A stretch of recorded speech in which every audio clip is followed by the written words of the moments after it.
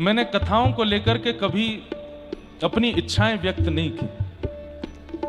जहां हो जाए, जैसे हो जाए, वैष्णवों को सुख मिलना चाहिए। लेकिन जैसे युवा कहते हैं ना कि मेरा सपना है, मुक्तिनाथ में कथा करना मेरा सपना था। यहां आकर के कथा सुनाना 2005 या 6 में मैं पिताजी के साथ काठमांडू आया था, बहुत छोटा था। 2001 में पहली बार आया था।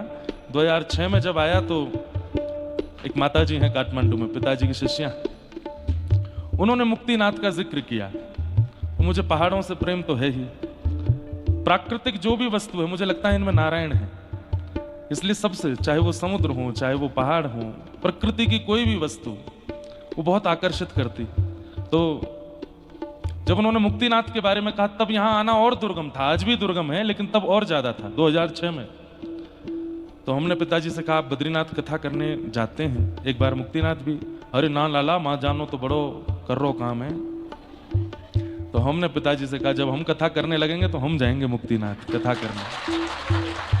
आज हमें विश्वास ही नहीं हो रहा है कल से कि हम, और इस कथा के जो मुख्य यजमान हमारे पूरा परिवार बैठा है, ये लोग बद्रीनाथ में कथा चाह रहे थे और मेरी बद्रीनाथ में ही कथा चल रही थी, जो पिछले सितंबर में, अक्टूबर में शायद हुई थी।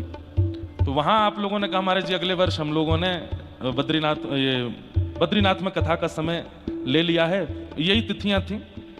तो बहुत कम ऐसे लोग होते हैं जिनसे मैं अपने मन की बात बोलता हूं, नहीं तो सबसे हाँ जी हाँ जी हाँ जी हाँ बहुत बढ़िया, बहुत करो करो और करो बढ़िया, इसी में भलाई है।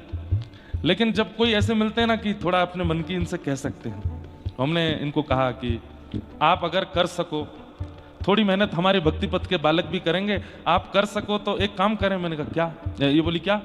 तो मैंने कहा कथा बद्रीनाथ में तो हमने 5-6 बार की है, एक बार मुक्तिनाथ में कथा करें।